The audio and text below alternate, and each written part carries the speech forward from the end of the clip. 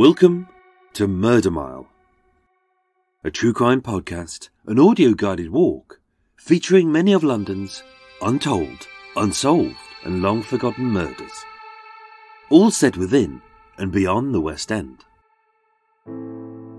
Today's episode is a romantic wartime tale about Barbara Shuttleworth and Felix Sterbe, who amidst the ruins of a bombed-out London found comfort in each other's arms. And yet, something led these two lovers to end their lives in a truly bizarre death pact. Well, sort of. Murder Mile is research using the original police files. It contains moments of satire, shock and grisly details, and is a dramatization of the real events. It may also feature loud and realistic sounds, so that, no matter where you listen to this podcast, you'll feel like you're actually there. My name is Michael, I am your tour guide, and this is Murder Mile. Episode 86, The Lovers' Death Pact.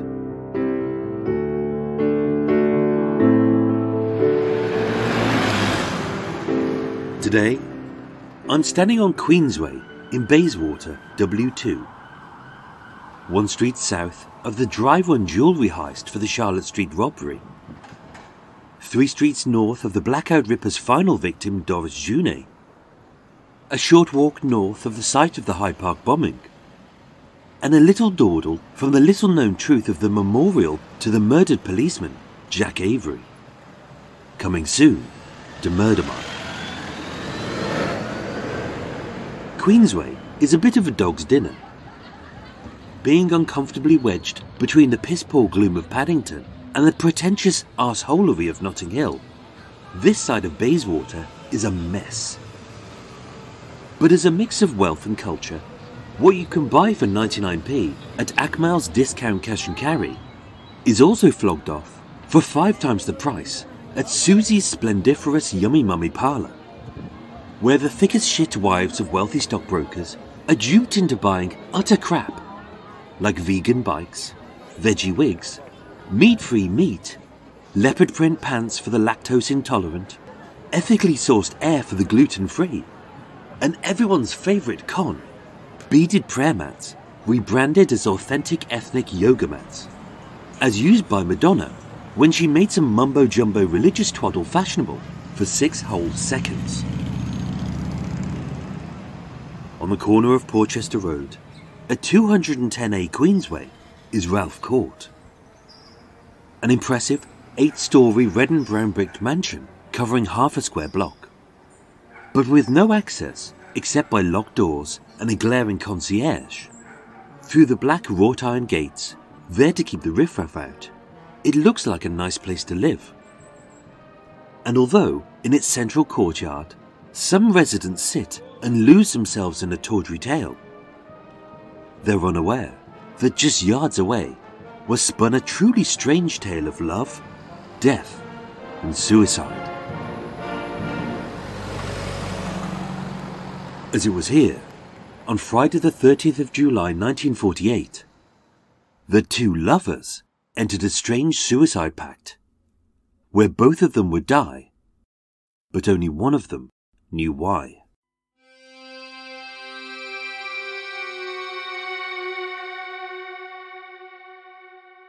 But Barbara wasn't looking for love. She was looking for the one.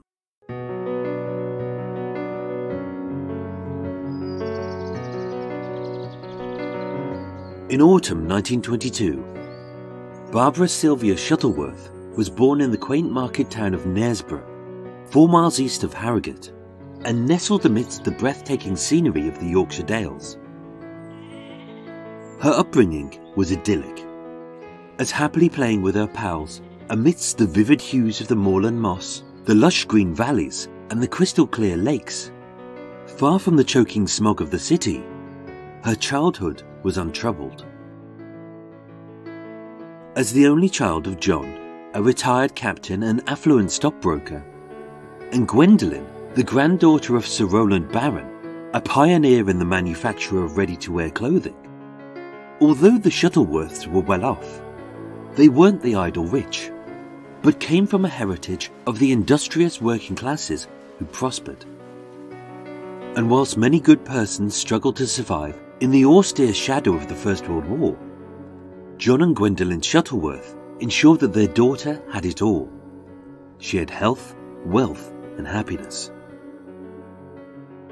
Privately educated at the same finishing school as her mother, tutored in etiquette, deportment, and social grace, Barbara was raised to be a lady who was polite, moral, and charming. An immaculately dressed woman with brown permed hair, an illuminating smile, and a towering elegant stance. But a finishing school is not a university, and although she was also taught history and English, living in an era where a woman's role was to look pretty and stay quiet, their misguided belief was that if a lady spoke proper, stood upright, and had a smattering of brains to make small talk with a potential suitor, she would find herself a good man and she would live a good and full life as his wife. It was an old-fashioned notion that led Barbara's parents to wed and subsequently divorce. By the outbreak of World War II, as an avid reader of history and poetry, 17-year-old Barbara had found her true passion in the London libraries. By the middle of the war, like most people, the barrage of bombs had become just an annoyance to this independent woman who sought a career, and maybe if she had time, a man. By 1946, still single, but sifting a slew of suitable suitors, who regardless of their age, title or wealth, had to be someone that she actually loved. When the bombed bits of the House of Commons were rebuilt, the British government established a very modern research department in the Palace of Westminster, and hired Barbara as its assistant librarian. Barbara Shuttleworth was a well-balanced woman with a good career, a busy social life, a happy home life, and raised to be polite, moral, and decent. She had her pick of the men who fell at her feet. One possible suitor was Lieutenant Colonel Felic Sterbe, and he would love Barbara to death.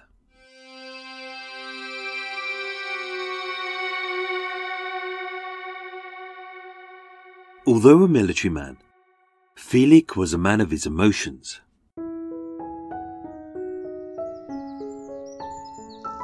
Felik Jan Sterbe was born in 1897. His early life, just like Barbara's, was idyllic. Home was a beautiful little farm at the foothills of the Tatra Mountains in the far south of Poland. So peaceful and tranquil was this tiny village that even before a rickety funicular railway turned Zakopane into a popular ski resort. With its crisp fresh air, icy cold lakes and snow-capped peaks, it was famed as a health spa. As the youngest boy to 3 older sisters, and the only son to a doting housewife mother who spoiled him rotten, and a stern, overbearing father who scared him. Like most children, Felik was the product of both parents. He was sensitive and thoughtful like his mama, but intense and precise like his papa. So as a physically tough, but emotionally fragile little boy, burdened by a big heart and an overactive brain, he had a desire to be loved and a need to control. On the 30th of November 1929, 31-year-old Felik married a pretty local girl called Maria. Believing she was better than he actually deserved, to keep his wife happy, he built her a stunning timber cabin called Villa Silanka in the Tatra Mountains. As a meticulous man, he crafted a solid career as a pilot in the Polish Air Force, ensuring that she was never without. Desperate to be a dad, on the 19th of July 1931, they gave birth to a little boy called Andrea, a date he immortalized on a gold medallion which he always wore around his neck. And although he was cursed by a jealous streak, and paranoid that his modest and faithful wife would leave him. He signified his undying love for his beloved Maria by inscribing her name and wedding date inside his gold ring, and secreting a photo and a lock of her hair in a gold locket. Only the prelude to a larger settlement in which all Europe may find peace. On the 30th of September 1938, British Prime Minister Neville Chamberlain held aloft a sworn statement from German Chancellor Adolf Hitler, in which he assured the people of Europe that there would be peace in her time. Never to go to war with one another again. But it was all a lie. On the 1st of September 1939, Germany invaded West Poland. By week 2, war was declared. By week 3, the Soviets had invaded East Poland. And by week 4, with 70% of all Polish aircraft either destroyed or confiscated, and with the country left defenceless, Poland had fallen, and its people were under both Nazi and Soviet rule. With the Polish Air Force obliterated, 43-year-old Lieutenant Colonel Felic Sterba and the remaining pilots were forced to flee. By October 1939, he was in Romania. By December, he was in France. And knowing that his wife and child would be safe in their remote mountain retreat, like most people, believing that this whole hullabaloo would blow over by the end of the year, he wasn't unduly worried. But as the Germans drove west, the Allies were evacuated from Dunkirk, and the Nazis paraded through the streets of Paris, with the enemy perched just 100 miles from the coast. On the 30th of June 1940, Felic fled to England. He hadn't seen his family in a year. Every day away was torture. Every mile apart was like a stab in the heart. And although, as a prolific letter writer, the few letters which got through from his loving wife reassured her paranoid husband that they were alive, well, and that she would remain forever faithful. As a tough military man who struggled to rein in his emotions, the only time he could be near his family was when he held his golden locket, medallion, and wedding band. He was alone, lonely, and broken. 2 years later, as the war raged on, Felic was still stuck in England. And then he met Barbara. As an Air Force veteran, Lieutenant Colonel Sterbe was snapped up by the British to train a new fleet of fighter pilots based out of Regent's Park. With only wooden mock-ups for dry runs, the training was mostly theory. But with the average rookie pilot's lifespan being just 16 minutes, time was short, turnover was high, and as a rough, no-nonsense officer, Felic demanded perfection. But the war effort was just a distraction from the pain of missing his family, and when he was alone, he would become depressed.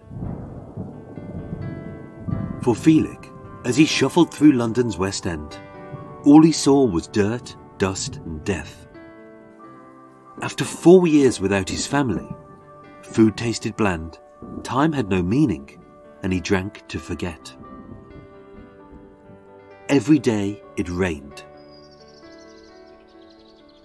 And then, the clouds parted, the sky turned blue, and the sunlight shone. On the 14th of June 1943, while supping a cup of tea at the Lions Corner House tea room in Marble Arch, Felic met 21-year-old Barbara Shuttleworth. She was bright, charming, and beautiful. A breath of fresh air with a beaming smile, who effortlessly breezed through the drab grey ruins of the bombed-out city. And as he became dizzy from the joyous sound of her songs and the sweet scent of her perfume, in a world so full of pain, chaos, and horror, suddenly the dead weight in his heart melted away. That night, in his diary, Felic wrote Metbasia, the Polish word for Barbara. For Felic, she was a lovely girl who eased his pain, made him smile, and shared his love of poetry. For Barbara, although she was a singleton with many suitors, as he was a decorated war hero, a sensitive gentleman, and a generous friend, he was a real catch for some lucky lady, and she was interested. Briefly, as happens during wartime, a little bit of innocent flirtation blossomed into a romantic dalliance. But as she was half his age, and he was a happily married man, it was never meant to be. So knowing that once these hostilities were over, and that he would return home to his wife and child, they would simply remain as just good friends. Hostilities will end. Today is Victory in Europe Day. Long live the cause of freedom. God save the King. On the 2nd of September 1945, with Hitler dead and the Nazis defeated, as a 100,000-strong crowd of excitable people erupted in jubilant celebration across Trafalgar Square. Just like many others, Barbara and Felic kissed and cheered, as after 6 long years of fear and separation, the war was finally over. But as the street parties died down, for many allies, a new war had only just begun. With Germany split, and a supposedly peaceful Europe being sliced up between the democratic West and the communist East, Poland was placed under Soviet control. Having fought against a Nazi dictatorship and died to defend this country, the Polish forces rightfully felt cheated, as they were forced to exchange one brutal regime for another. Like many Polish troops, for now, Felic was stuck. He was a soldier with no war to fight, a pilot with no plane to fly, a father with no child to raise, and a husband with no wife to love. He had nothing. For Barbara, the end of the war meant business as usual. With her lovely floral townhouse untouched by the Blitz, she still lived with her mother at 35 Bark Place in Bayswater, and often saw her father in Knightsbridge.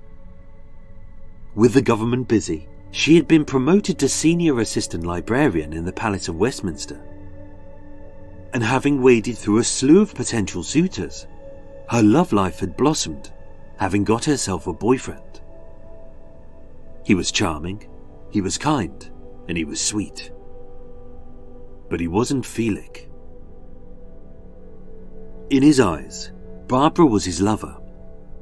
In her eyes, Felic was her friend. And with their brief flirtation having come to an end 5 years ago, as much as Barbara had tried to distance herself from Felic, as a lady who was raised to be moral, charming and polite, it was hard for her to sever all of the ties with a sweet man who was so broken. She had to end it. But how? At home, she'd be sent his letters. At work, she'd get his gifts. Outside her window, she'd see his face. And every night, sometimes twice, she'd hear his phone calls. He was a married man who was double her age, and she didn't love him. So as much as it hurt her, Barbara broke off all contact with Felix, hoping that silence would cause him to forget all about her.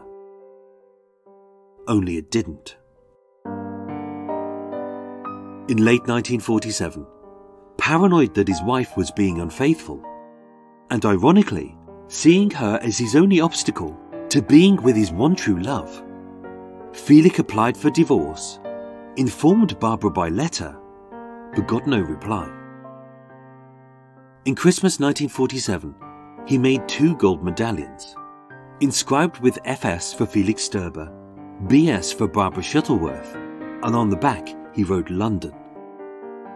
His he hung around his neck, but hers was never found. and as 8 months passed in silence, being sat in his lonely little bedsit on the 7th floor of Ralph Court, he filled his diary with nothing about his life, just his many failed attempts to contact Barbara. Sunday the 18th of July 1948. The diary read, Phoned Basia. Monday the 19th. Was in Basia's home. Was wonderful. Tuesday the 20th. Phoned Basia. And yes, she had made contact and let him in, as she had something important she needed to say. She just didn't know how to say it without breaking his heart. Wednesday the 21st. Phoned Basia. Thursday the 22nd. Basia didn't turn up. Mother ill. Friday the 23rd. Basia didn't phone. Saturday the 24th. Basia didn't phone. Sunday the 25th. Basia didn't phone. Monday the 26th. Basia didn't phone at 10 p.m. I was under her window. And Tuesday the 27th. No news from Basia. Is it the end with us? I phoned and asked her if she is alive. I have to speak with her. That day, she had to speak to him before he saw what her mother had prematurely placed in the Guardian, the Times, and the Yorkshire Post newspapers. It read, The engagement is announced between Michael Thomas Lupton, the only son of Mrs. D.W. Lupton of Chester Row in Belgravia, and Barbara, the only daughter of John and Gwendolen Shuttleworth. Felic didn't see it, but still she needed to tell him this to his face. As being raised proper, she knew it was the decent thing to do. Wednesday the 28th. Phone Basia. I think we will meet.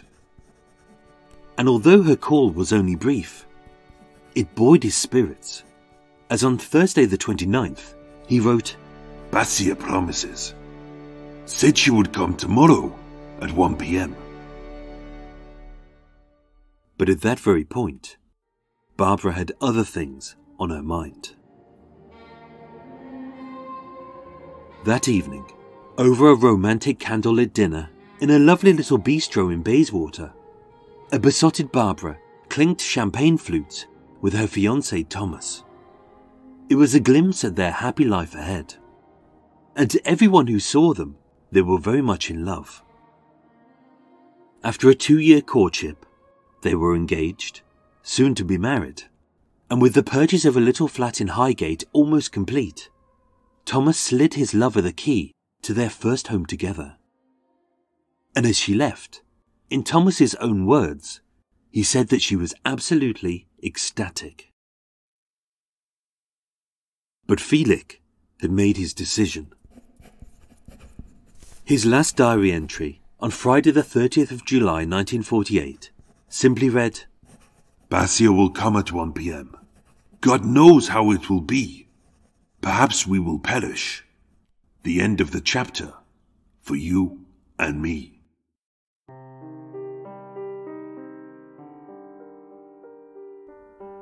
For Miss Barbara Shuttleworth, the soon-to-be Mrs. Barbara Lupton, Friday the 30th of July 1948 was a day like no other. It started pretty ordinary. At 7 a.m. she awoke, washed, dressed and ate an apple. At 8 a.m, elegantly dressed in a blue and white cotton dress, a black hat and black shoes, she left home with a spring in her step, hopped on the Bayswater tube to Westminster, and by Big Ben, sashayed through the stiff suits on Parliament Street and breezed into number 1 Derby Gate. As a librarian at the House of Commons, Barbara was like a ray of light in a grey room of gloom. But even more than usual, her colleague, Pauline Bebbington, said that she seemed joyous, but also nervous. Today was a big day. At 4:30 p.m, with a key, a tape measure, and her mother Gwendolen, she would head to 29 Highgate West Hill in Hampstead and decide on the furniture and fittings of her new home. But first, she needed to set the record straight. At exactly 12:45 p.m, with only a 1-hour break, a 30-minute journey to make, and no time to dither, needing to be back at work by 1 p.m. at the latest, she packed up, dashed out, apologised to Pauline for missing their lunch date, Sorry, sweetie, there's been one with a hair. and caught a taxi to Queensway. Arriving at Ralph Court just shy of 1:15 p.m, she exchanged £1 to pay the taxi with Charles Haddon the porter, took the lift up to the 7th floor, and with the red-bricked mansion block being U-shaped around the floral courtyard, at the far end of the corridor, she rang the doorbell to flat 147. As a 3-bedroom flat owned by landlady Margaret Rydell, who was out, she was greeted by lodger Mira Milosevic, who was just leaving. And as Felik, who had taken a sleeping pill the night before, still wasn't awake, Barbara was let in, left alone, and there are no witnesses to what happened next. At 1:45 p.m, the cleaner, Beatrice Benham, arrived. She heard no sounds, she saw no people, and assuming that the flat was empty, she started cleaning the kitchen. 10 minutes later, the courtyard filled with screams. The flat buzzed with panicked people. The porter tried to bash down the bedroom door. And with the police called at 2:03 p.m, they arrived by 2:07, but it was too late. Felik's bedroom was a small bed sitting room with a single bed, a desk, an armchair, a wireless radio, and a small balcony window overlooking the courtyard. Being a meticulous military man, it was smart, neat and sparse, but with every item listed on a very precise inventory, as if he was planning to leave. On a rail hung his uniform, all pressed and starched. On his desk were his medals, his family photos, a wedding ring, a gold locket, and 2 gold medallions. On his bedside table was a glass of water, a pot of sleeping pills, his diary, a book of Polish poetry, an unopened letter to Barbara, a sealed letter to his son, the inventory of all his worldly possessions, and his last will and testament. On the floor was a gun. Felik was missing, and lying on the bed was Barbara.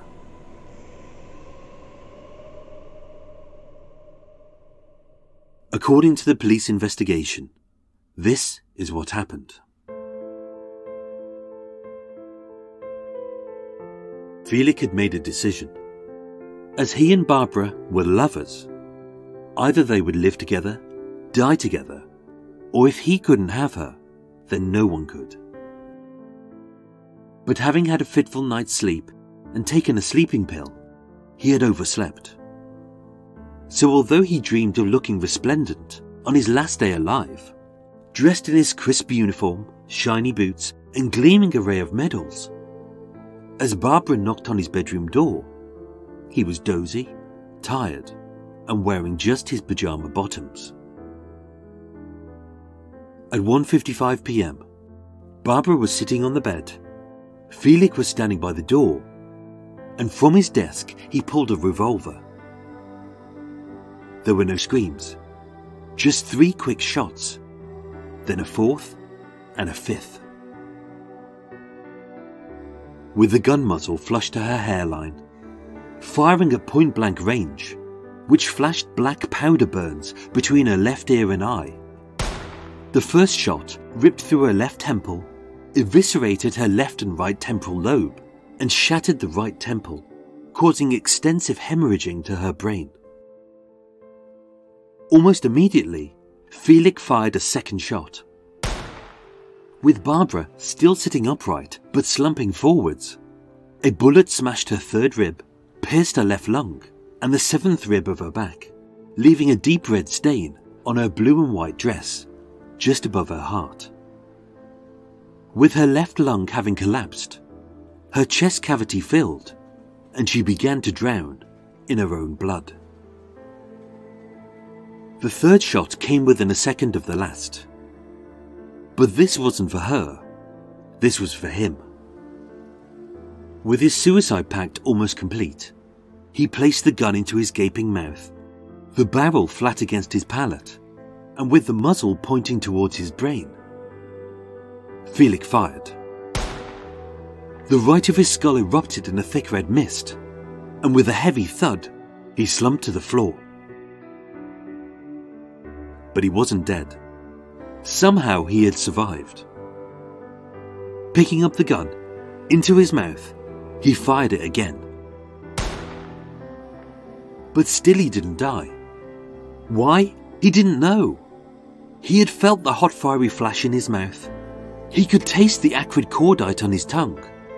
And up his wall, down his heaving chest, onto his trembling hands, and soaking his pyjama bottoms was his blood. But still he was breathing, and still he was alive. He fired a fifth shot, this time into his heart. Only he missed and hit his left arm. With the gun being a 6-shooter, he knew he would only have one shot left. One chance to end it all. So desperate to die and to be with Barbara, he put the muzzle of the gun flush to his temple and fired. Only it was empty. There was no 6th bullet, and he had only one option left. At 1:55 p.m, having snuck up to the roof for a cheeky cigarette, Charles Haddon the porter heard several shots in quick succession. I then saw Mr. Sterba at his bedroom window, stood on the sill, half naked and looking down. He hesitated for a second, sank down onto his haunches like he was crouched, and then he rolled off. Felic plunged 7 floors, roughly 70 feet, and landed hard. His upper body smashed onto a brick wall, and his lower body hit the concrete slabs 1 foot below. But miraculously, again, he didn't die. At least not there, and not yet. The ambulance arrived at 2:08 p.m. Felic had sustained 12 broken ribs, a fractured pelvis, a broken left hip, foot and femur, both lungs collapsed, both kidneys and spleen ruptured, and 3 bullet wounds to the arm, mouth and head. He was admitted to Paddington Hospital, but died at 2:42 p.m. 3 minutes later, having detected a very faint pulse, Barbara was admitted to Paddington Hospital. She was given blood, plasma, and began to show signs of recovery. But by the time her fiancé Thomas had arrived, it was too late. At 8:40 p.m, Barbara Shuttleworth died, with her mother at her side.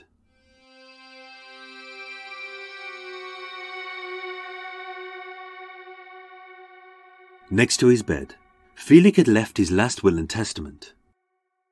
In it, he left almost everything to his ex-wife Maria.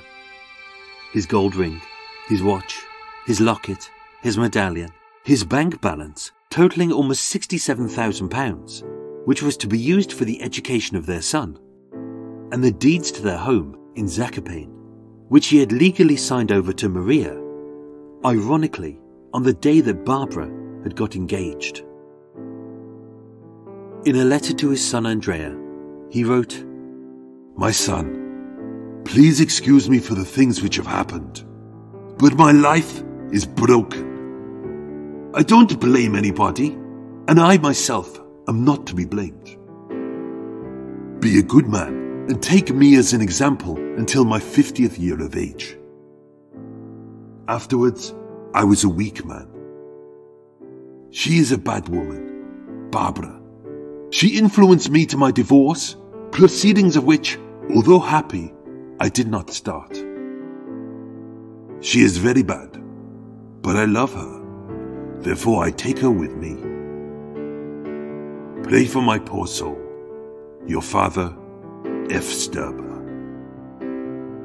An inquest was held at Westminster's Coroner's Court on the 6th of August 1948.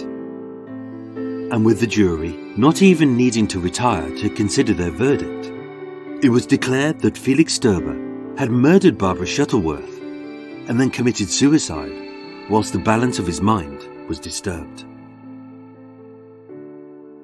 Barbara Shuttleworth was 26 years old. She was a lovely girl, with a good job, a happy family, and a bright future, whose radiant smile illuminated rooms, whose charm made people truly love her, and whose warmth and passion for others led a really beautiful person to lose her life far too early. She was due to marry Thomas Lupton a few days later, but instead she was buried.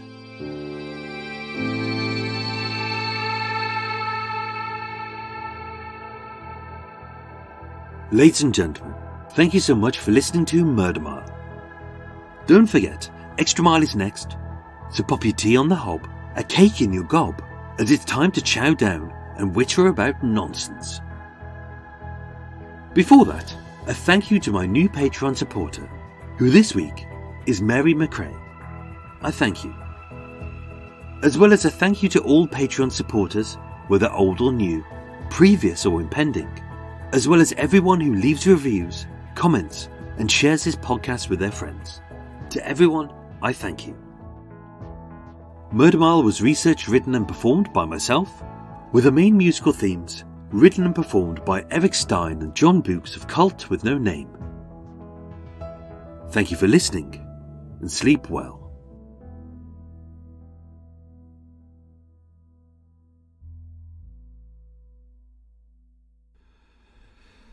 Oh, dear Lord. Oh. Hey everyone, welcome to Extra Mile. Sorry, that was really difficult. I was trying to do Felix Sterbe's voice for that end bit, and it keeps going into bloody Welsh all the time. It keeps going, I can't even do Welsh now. Now my brain can't, I can't concentrate now. I can't work it out. My brain kept going, hello, like that. It kept going all Swansea, and I kept shouting at myself, stop being bloody Welsh, but it wouldn't stop. So I think I'm going to try. Think about it, we've had 4 weeks of Eastern and Southern European accents, and it's killing me. Last week, last 3 episodes, I had 3 accents I had to do. This one, another one. I think I'm just going to do get some good old Cockney accents in there. Anyone who's murdered who doesn't happen to be from the United Kingdom can piss off. I'm only going to do, from this point onwards, I'm just going to say, right, they've all got Cockney accents. It's so difficult to do. It really hurt my throat. My voice is killing. Anyway, Extra Mile time. Here we are, Extra Mile time. This is the extra bit, the bollocksy bit afterwards, which takes no effort. I just sit here and waffle for about 45 minutes, and everyone goes, "Oh, I love it," because you make a cup of tea and you have a cake and you talk shit. The irony is, this is a good point. The irony is, if Murder Mile at the start wasn't as contained as it was, you can hear Coot outside. He's been at that all bloody morning. If the first part of Murder Mile isn't as scripted and contained and tight as it was, this bit wouldn't work, because no one would come to this. If I just did these every week, no one would come to it. It'd be the lowest ranking podcast out there, because think about it, there's loads of this kind of shit out there where someone thinks that what they have to say is important, and it's not. It's just shit. It's bollocks. But it works, because I think someone said it on a tour to me recently. They said, "Oh, I love Extra Mile," and I was like, "Oh God, not another one," because it's quite. I'll be honest, it's a little bit depressing when you work hard on the first bit and everyone loves the bit which takes no fucking effort. But actually, she made a good point. She said the reason why it works is that the first bit is kind of like a nice meal. It's your starter and your main course, and it's a really nice meal, and you're really enjoying the meal. But after you've had the meal, you want to have a nice dessert, you want to have an ice cream, you want to have a palate cleanser, and that's what it is. It's the first part's so contained, the second part is free and different, and that's why it works. And then I was like, It all makes sense now. That makes sense. So yeah. So this is extra mile, the palate cleanser, the glass of water at the end of the meal, or it's not a dessert wine, because as we all know, dessert wines are expensive, but they taste horrible as well. I would say it's a nice nice cup of tea, or a nice cold beer, or like an icy smoothie or something like that. Or just a nice beer would be nice. Anyway, right. I need to make a cup of tea, and I'm going to open some windows and doors because I need some fresh air because it's hot. Well, it's not hot, but oh look, not just a coot, a moorhen. The little moorhen are outside, but the ones around here are a little bit nervous, a little bit nervy, and a bit needy as well. So I just make myself a nice tea, a nice cup of tea. Yeah, they're having a fight. The coot is having a shout at the moorhen. They don't seem to fight. They just seem to shout at each other and go, and they're a bit stupid as well, because they like, I'll throw them some bread. You can't give bread to coots. I know people say you can't give bread to wildlife, but actually the RSP good to do that. My laptop just switched off, I think. Hang on. No, you're still running. The RSPB did say with swans as well. They say it's okay for them. They can have that, and they actually use it as part of their kind of winter diet as well. So, but I give very, very soft bread to them. But if you throw out some bread to the coots, instead of going, right, there's lots of bread here, so I'll have the big one, the little ones can kind of bugger off. What they'll do is they go, no, I'll spend 10 minutes chasing people away from all the bread, and by the time they come back, the bread's gone because the seagulls have gone. They're really stupid. Really stupid. Right. Oh, I forgot to put my tea bag in. I was so busy talking about tea bags and so busy talking about coots. Tea bag, milk and sugar. See, if you're new to Extra Mile, it is waffle, isn't it? It is absolute waffle. Absolute twaddle. But there we go. The cake of the day today. Oh, yes. Although, as you all know, there's not many cake. We'll get to that shortly. I'm having a vanilla cream crown. Oh, it's like a soft pastry with a vanilla cream in the centre with almonds on top and some icing. Oh, yeah, that's going to go down a treat. Right, before we start and get into waffling, let's do some questions before the kettle boils. Right, 10 questions coming up. They start easy, they get harder. So, you get the answers at the end of Extra Mile. So, here we go. Question 1. What was Barbara's middle name? Question 2. What was Felik's middle name? Question 3. What was the nearest tube station to Barbara's home? And also, actually, Felik's home as well. Question 4. What was Barbara wearing that day? Question 5. What floor did Felic jump from? I've got some pictures online, so if you're a Patreon supporter, there'll be some extra pictures on there, but I'll post them on my blog as well, so you can have a look and see what the location looks like. Question 6. What 3 countries did Felic escape through, having fled from Poland? So when he left Poland, where did he? What 3 countries did he escape to? He went through 3. Question 7. Where did Felic and Barbara first meet? Were you listening? Question 8. Rookie pilots during World War II are said to have only had a lifespan of how long? Question 9. Barbara's great-grandfather was what?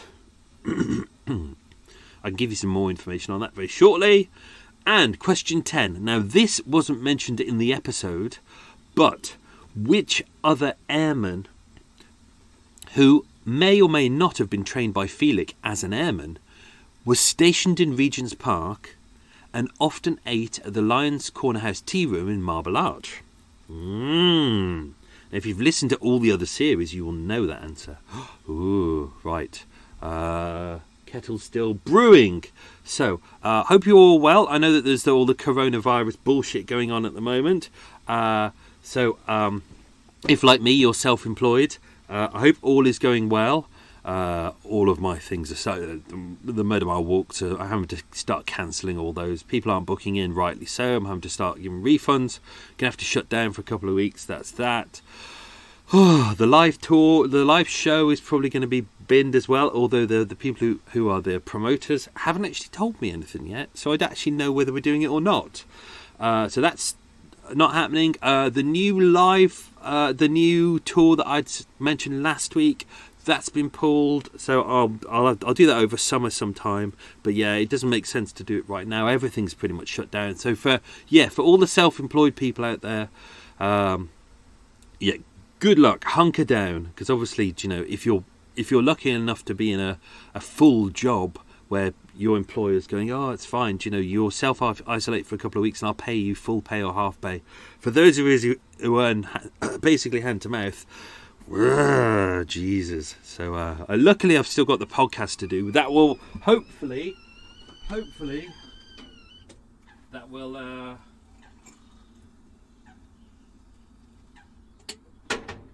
just gonna let it brew for a bit. Hopefully that will get some money coming in, and hopefully there'll be some sponsorship. But I deliberately haven't been putting money away into a secret account. I've let it sit there, so I've got enough money to last, I think.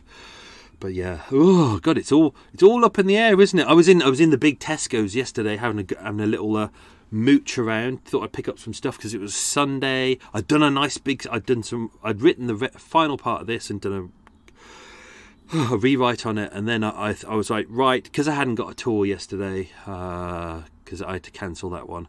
I was like, right, I'm going to do a long bike ride and film some of the locations. So I filmed this location over in Queensway, but then I had to go down to Richmond to film the locations for episode 87, which is coming up. There's another location in Shepherd's Bush. So I did a nice, if you go on my YouTube channel, I did another Reg Christie one that I went past, so I put that one on there. But that was like a 35 minute bike ride. I was absolutely knackered by the time I got back. But then I was heading back. I went into Tesco's and thought I'll pick up some nice stuff. I'll pick up like some burgers or stuff, because I like to treat myself on a Sunday. Tesco's, Jesus, it was like Russia in the 1980s. There was nothing there.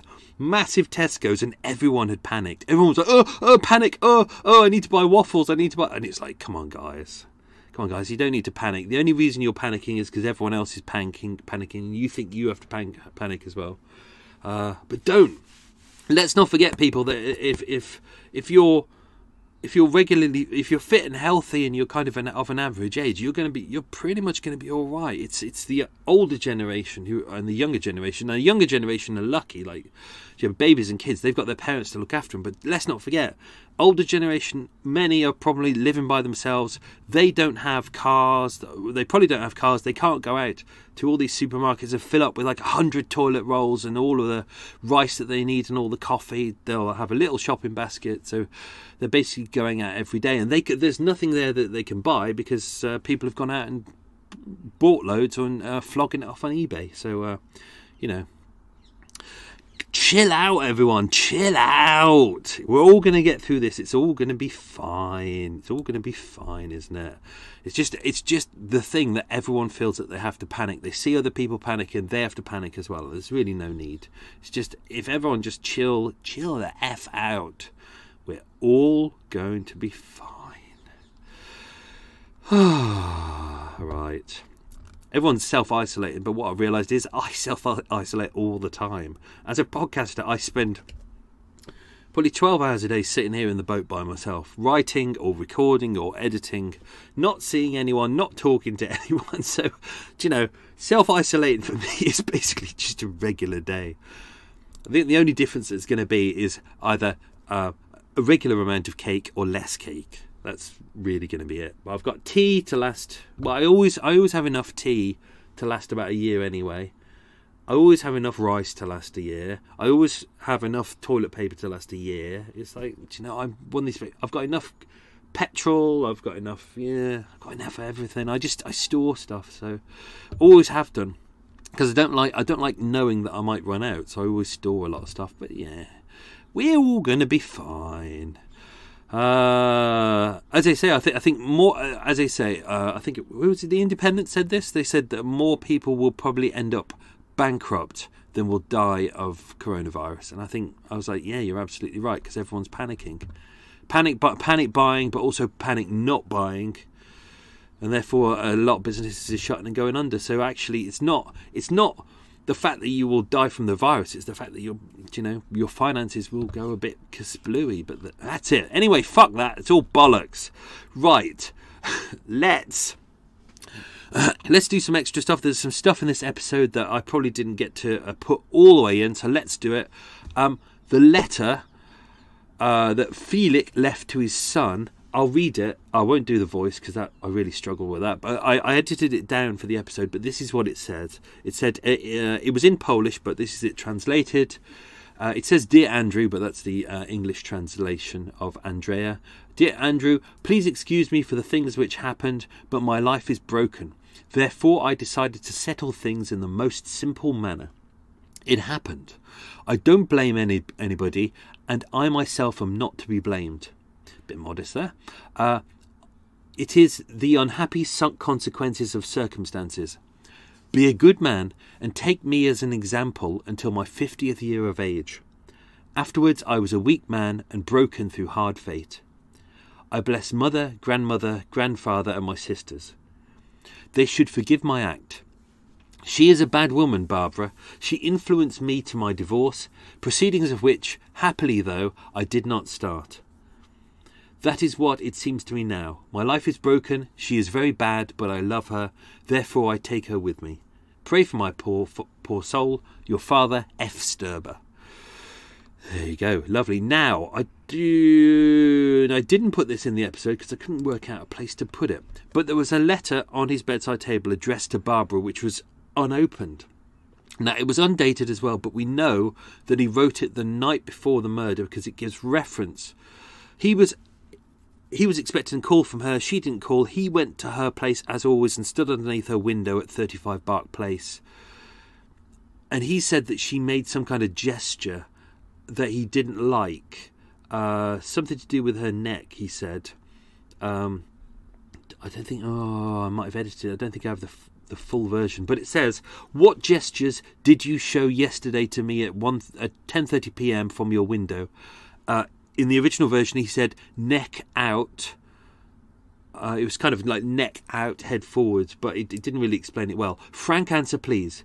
Why didn't ring in? This is his words. Why didn't ring in? And what me? Why to ring? Yeah. Do you love me still, or is all over now? You are in love with me, or you are in love with somebody else. Do you reckon that you have broken my love? I lost nearly 6 years for you. I think I put this in the episode. I sent for divorce in Poland. It's your bad deed. Do you believe in God? If so, say your prayers. We will die together. You have broken my life. I will break yours and mine too. F. Sterbe. He loves signing it off F. Sterbe. Yeah, I put some of that in the episode, but I didn't put the early bit about the gestures because that kind of really threw me off.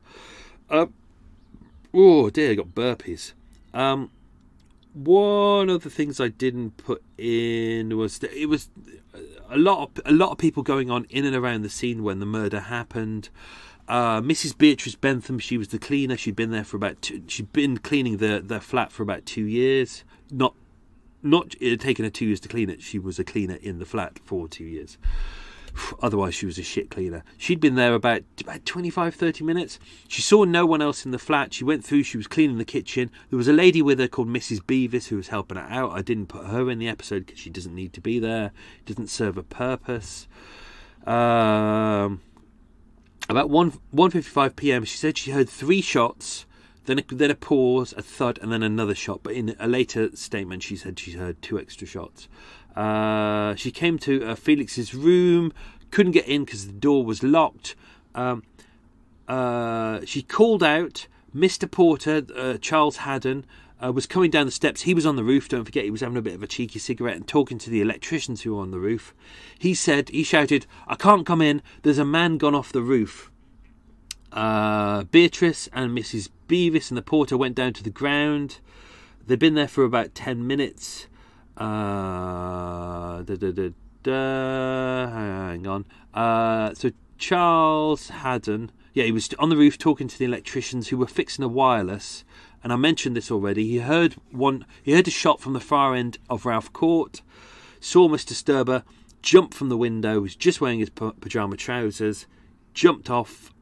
He kind of like stood on the balcony and then kind of leaned forward and rolled off.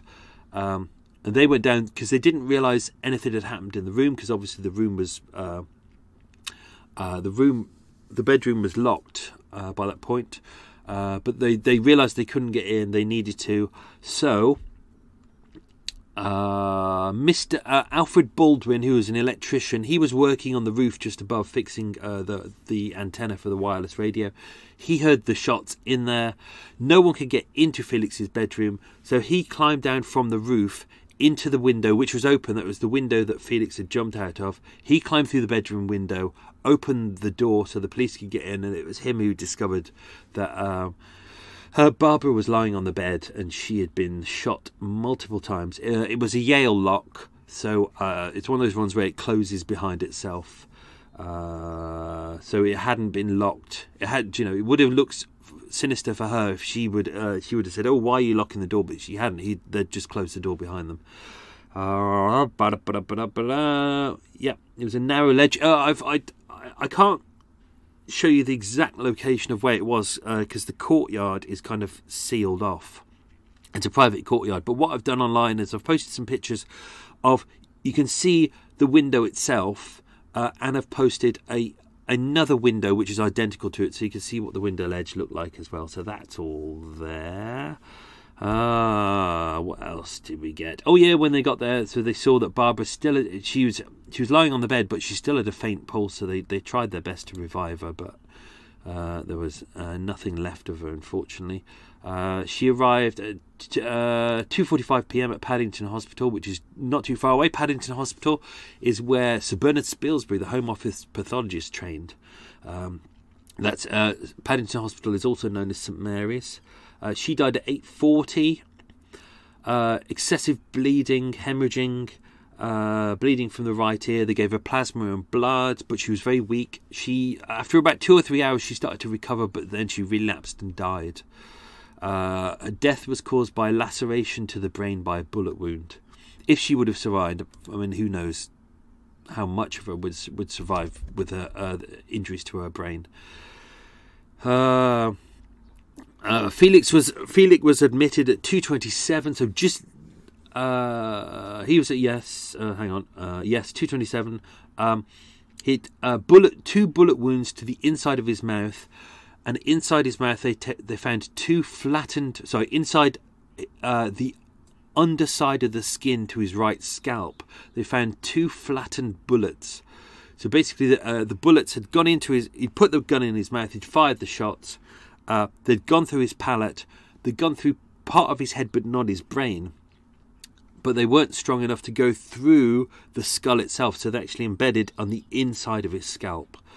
So there was obviously it was fractured there, and there was blood up the walls. But they hadn't gone through that, but the energy had.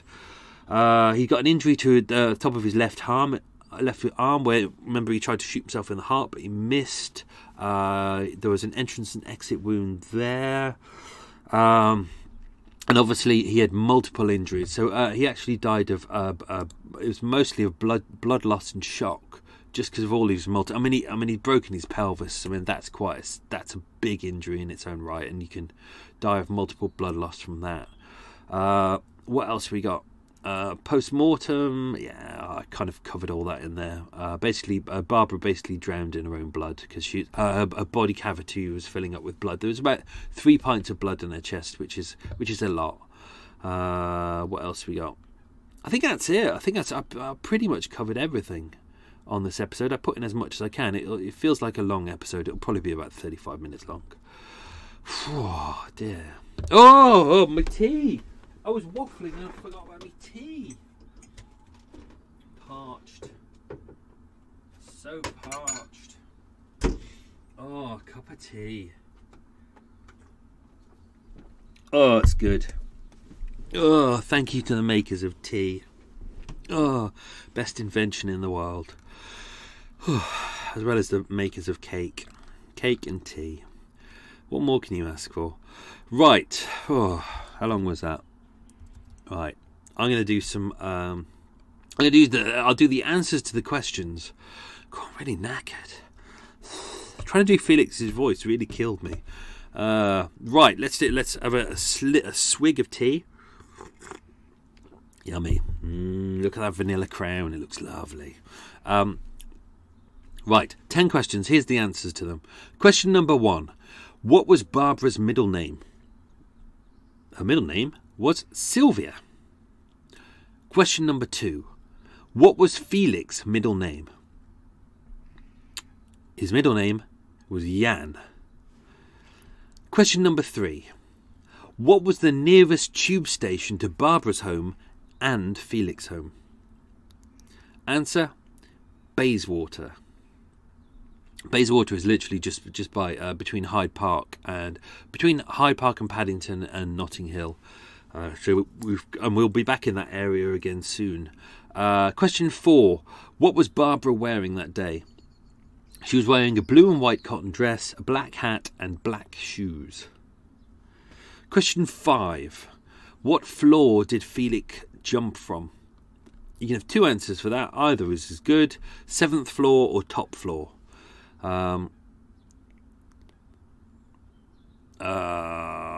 Question 6. What 3 countries did Felic escape from? I've really written this question badly. What 3 countries did Felic escape? Did he go through after he had escaped Poland? Does that make sense? I think I read it better before. Anyway, after he'd escaped Poland, first he went to Romania, then he went to France, then he went to England. Question 7. Where did Felic and Barbara first meet? The answer is the Lion's Corner House Tea Room in Marble Arch. That will come up again shortly. Question number 8. Rookie pilots during World War II were said to have had a lifespan of how long? The answer is 16 minutes. Quite a few rookie pilots during World War II were known as the 16-minuters because obviously there was a lot of turnover of pilots. There was a lot of aircraft being crashed or shot down, and because they really didn't have enough time to train pilots properly, to be a good pilot you need like a couple of good 100 hours of pilot training, but they just didn't have that. They hadn't got the time to train them, so literally it was like, this is what you do, this is how you fly it, go up, and they literally would go up and either crash it or be shot down because they didn't know how to dogfight. It's like driving a car. You see someone get in a car and driving around, like in their first year of driving around, they're like hunched forwards and staring, and like every step is tentative. So yeah, unfortunately most new pilots did not last very long. And also you had some things like the Spitfires were like really well built, but especially with if you look at the Messerschmitts as well, like in the early days of World War II, especially with the German aircraft, they were really, really well built at the start. They were actually slightly over-engineered, but the further they got through the war, and with Britain as well, because materials were of short supply, they couldn't use the best materials. So actually you started getting really shonky pieces of work. So things flying in the air that really shouldn't have flown. So question number 9. Barbara's great-grandfather was what? What did he do as a job? It was snuck in there right at the start. His name was Sir Roland Baron on her mother's side. He was a pioneer in the manufacture of ready-to-wear clothing.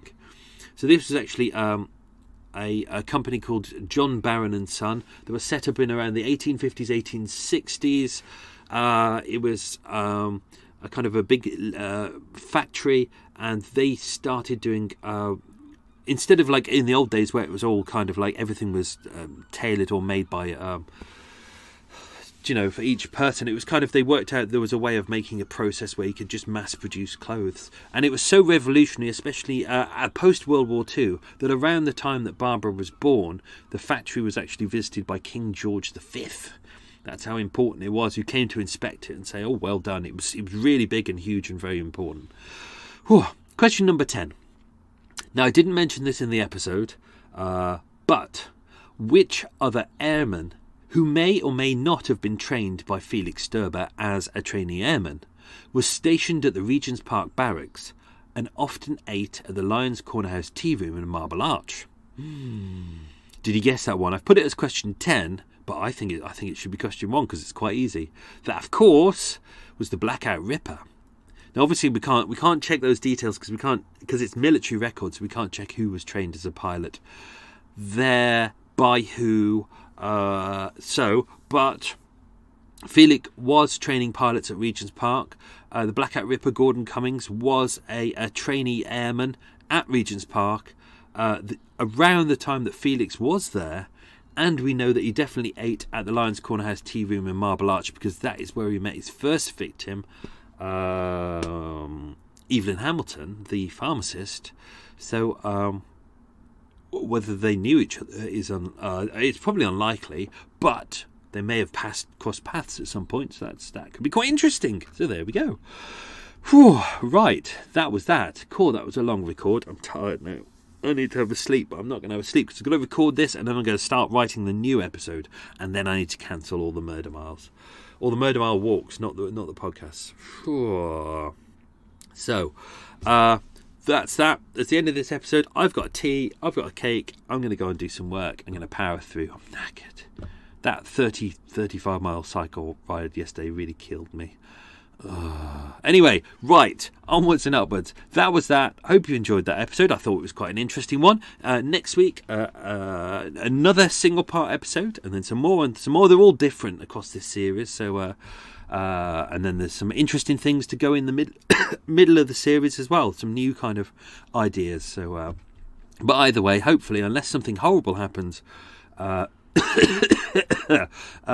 all will be well, and you'll have an episode every single week. Anyway, that's it. That's me done. Lots of love. Speak to you all soon. Be good. Stay safe. Be healthy. Okay. Bye.